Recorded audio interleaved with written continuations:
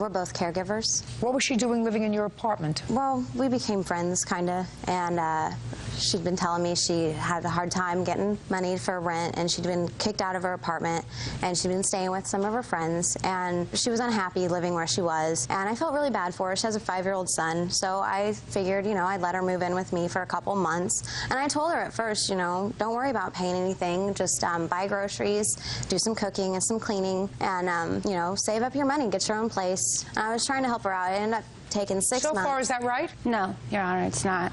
Okay.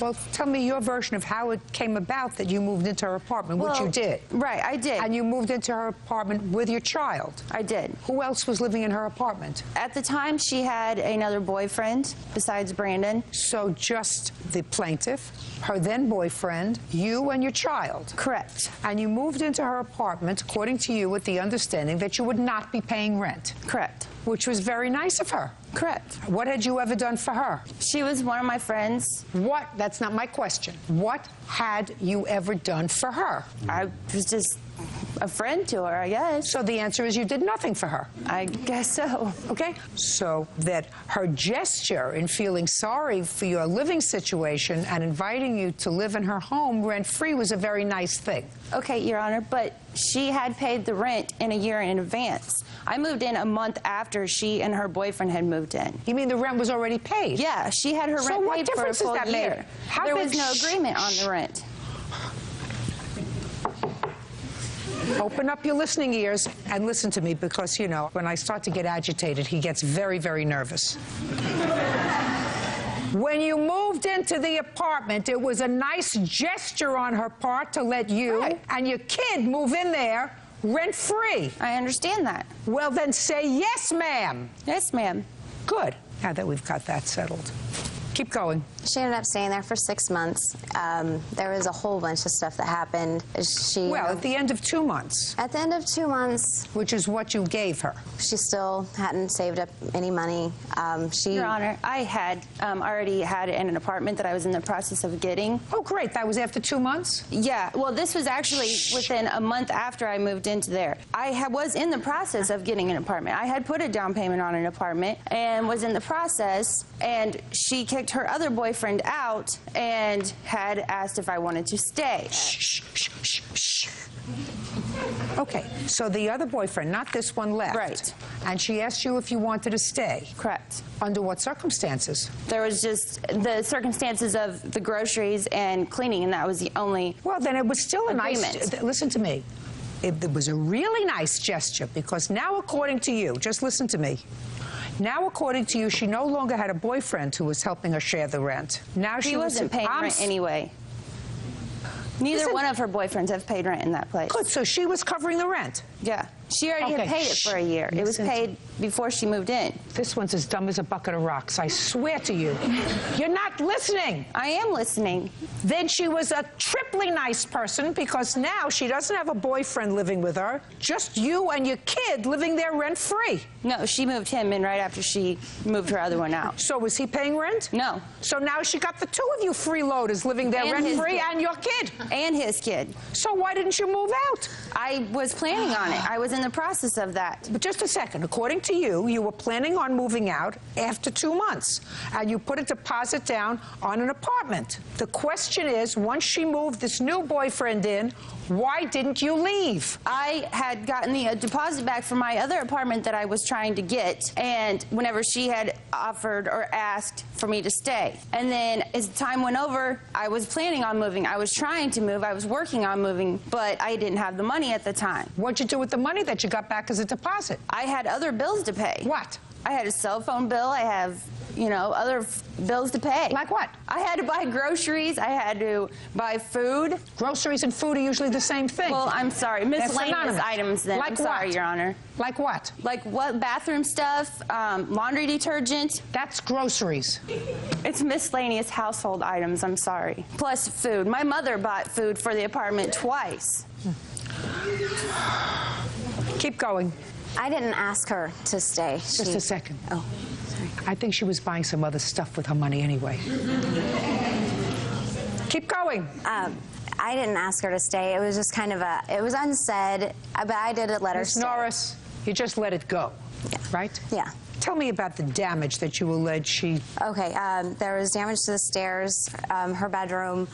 The Venetian blinds are torn up. Who tore up the Venetian blinds? I don't know how it happened.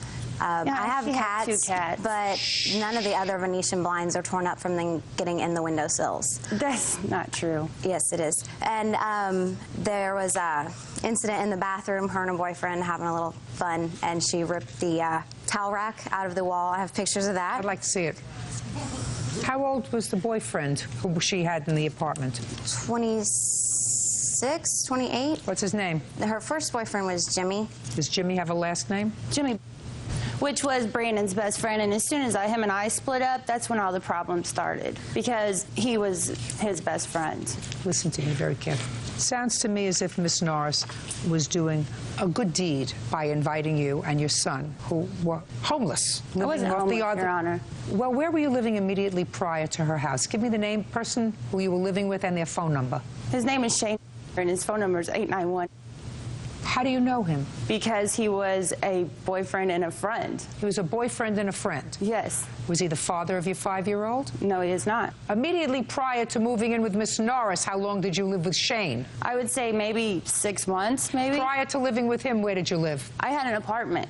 With whom? With myself. Where is the father of your 5-year-old? In Springfield, Illinois. Did you ever live with him? A long time ago, before my child was born. Who do you live with now? I live with a boyfriend. We were getting ready to move into a house in Auburn. And what's this boyfriend's name? Scott. So far, I know of at least 3 There were over men. years of period of time. No, listen to me very carefully. So far, I know of at least 3 men to whom you have introduced your son. And that I was I'm with speaking. for a long period of time with He's each only of them. 5, madam. He's only 5. Grow up.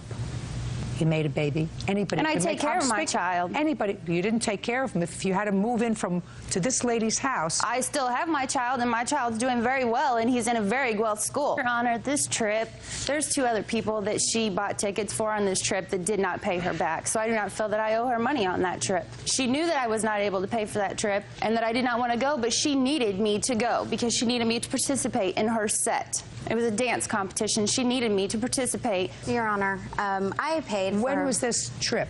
In March. Where did you go? We went to Baltimore, and I paid for the plane ticket, and I told her I would pay for it. I didn't want money back for that because... Fine. Then we don't have to deal with it. Right. So you just have to deal with the damage that was done that I see in the house. You want to tell me how much it's going to cost to fix that? They said $35 an hour to fix everything. We went and got shampoo for the carpets and stuff, and that was about $30. But I have on my lease, and her name is on the lease, and at first, she's right, there was no agreement. But she did agree me to pay $100 every week until she had me paid off because I had gotten very upset. My boyfriend Brandon and I wrote out a list of what she would owe me if I had been charging her for everything. And she found that piece of paper with everything on it, and she sent me a text message saying she would pay me $100 a week until she got it paid off. My boyfriend saw it. I do not have the text message. I didn't think I would need it, but my boyfriend saw it. This is Brandon. No, listen to me. Don't even bother. You do not have a contract. If you say that she signed a promissory note, I need the note. If you don't have the note, I do not take oral testimony about a written contract. Do you understand? Yes. I'm just telling you what I'm trying to explain the law to you. You cannot introduce oral testimony of a written contract that you don't have. Do you understand? Yeah. Okay. So far, let's say that she owes you $250 for the damage to the apartment. You didn't expect to be repaid for the plane ticket, and you had no contract for rent. And I'm going to suggest something to you, Miss Norris. It's nice to do nice things for people who appreciate them. This woman clearly does not, and did not. You should have put her out before. And I know that that's sometimes a hard thing to do because she's got a 5-year-old child who's probably very sweet. But if you really expected her to reimburse you for money, then you should have put her out before. I mean, she thinks that, well, just because you prepaid the rent for a year, it's no skin off your nose if she and her child live there. Well, that's outrageous. I mean, if I had a mortgage and if I prepaid my mortgage on my house for a year, she'd say, well, so what? So the whole neighborhood can move in because what difference does that make to her? She's already paid it. There's something wrong with her thinking process. Do you understand? Judgment for the plaintiff in the amount of $250. That's all. Thank you. Parties are excused. You may step out. Sorry to see a friendship that had end like this. She just has no respect for anybody. Well, she's not going to have my friendship anymore. That's the kind of person she is, obviously. That's how I'm going to repay her. Well, I'll never have a friend move in with me again. And now the next case. All parties in the matter of Malloy versus Muse, step forward, please. 19-year-old Timothy Malloy and his mother, Paula, are suing Timothy's former friend, 23-year-old David Muse, for money loaned to have his teeth fixed. Mrs. Malloy, this is your son. Yes. And the defendant used to be his friend. Still is. Good. This is your complaint. Your son and the defendant were at some sort of musical event. They were bandmates and friends. And this was some time ago. And at the event, your son accidentally, I assume accidentally, since they're still friends, punched the defendant or hit the defendant in the mouth, causing him to have 2 teeth that came loose, both of which required substantial dental work. Yes. At the time, your son was 17 years old. Yes. You claim that you loaned the defendant money for the dental work Yes. because he didn't have insurance, and he did not pay you back. No. That's what your lawsuit is about. Mr. Muse, as a defense, says that your son was responsible to pay for his dental work since he was the one who knocked out his teeth. Since he was a minor, that responsibility fell on you. He has a counterclaim for the dental work, but the lawsuit itself resolves that issue, Mr. Muse. You understand? And as far as lost wages are concerned, I don't think that that was originally part of your claim. I don't know why you filed for that. It was originally part of the counterclaim. I understand it was part of the counterclaim, sir, but since Mr. Malloy is still a friend of yours, and I understand from his mother that there was a time when you lived in their home Yes. after this incident, I don't think that your lost wages became an issue until she sued you for the dental work. That be a fair statement? The money that I did pay her while I was there could be considered as a sort of a rent for being there. What does one thing have to do with another? Didn't you understand what I said to you? Yes. I said to you that countersuing for your lost wages doesn't seem to me to be something that you would be suing for unless Miss Malloy was suing you for the dental work. And I also have other dental work. I had the root. She paid for the root canals. I also accrued over $1,000 in other dental work that's not paid for. That I will consider. Okay. So let's get to your lawsuit. First of all, how did you knock out his teeth? I was moshing at a show. What's moshing? It's a form of dancing at like heavier music, like metal or hardcore, where a bunch of people run around swinging their arms and legs and accidentally hit him in the mouth. So what you're saying to me is people moving around like idiots to heavy metal music, flailing their arms, etc., right? Mm-hmm. And it was when you were doing that that you knocked out his teeth? Yes. Does that be a fair statement? Yes. So whose fault is that, sir? I guess I would say it was mine. I guess you would be right. But he should take some responsibility for being in that situation. Absolutely not. He should be aware of what's going on Absolutely around not, him. Miss Malloy. That's like saying that when you're driving on a highway and you're doing 65 miles an hour, and if there is an accident because a car veers off and hits you, you should be aware of the fact that if cars are going 65 miles an hour, you could get hit. Therefore, it's partially your fault. That's ridiculous. It's a ridiculous assertion.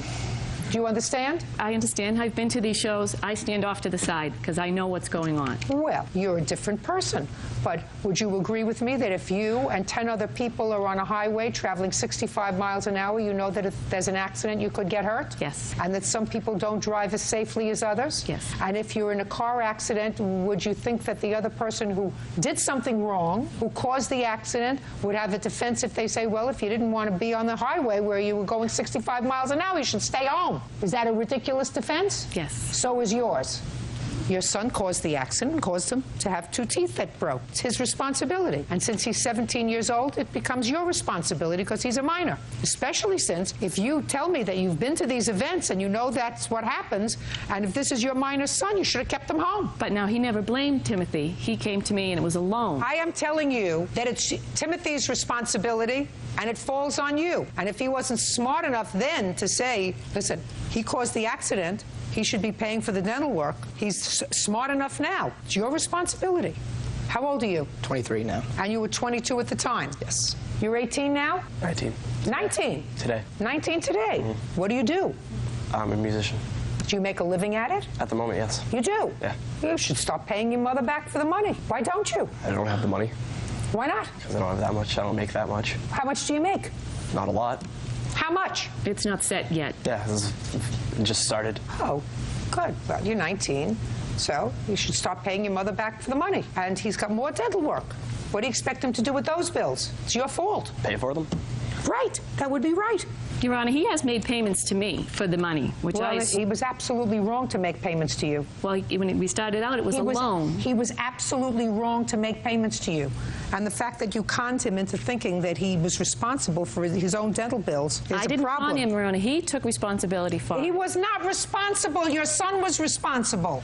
And if he would have been 18 years old, there's no question, he would have been responsible. He would have paid. The question is, he wasn't 18 years old. He was 17 years old. And therefore, his mother, who knows what kind of actions go on there, because she said, I go there myself and I stand off to the side because I know it can be dangerous. You allowed him to go there. Yes, but David even was worse. moshing at the time also. Even worse, he didn't hurt anybody. If he had hurt somebody, he would have been responsible. If he had knocked out your son's teeth, he would have been responsible. Yes, Your Honor, but his good luck was having someone he knew knock out his teeth and not some stranger at the show. Then he would have Oh, had he no was recourse. very, very lucky. He would have was had no very, recourse very then. lucky. Your claim is dismissed, Miss Malloy. He owes you absolutely